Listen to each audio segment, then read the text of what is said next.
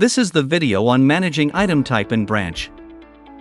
But before that, don't forget to like, subscribe, and turn on the notification bell. Click on the Administration tab. Next, click Branch Management. Select the branch name. At the submenu on the left, select Item Type. Here, we can see the list of the item type. To add item type, click on the plus button. Fill in the details about the item.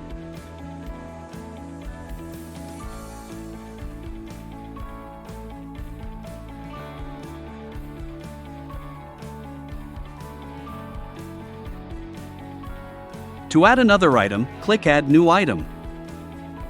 Click Save. The item are now added. To edit the item, click on the drop-down arrow beside the item name. Then click Edit. Make the changes and click Save.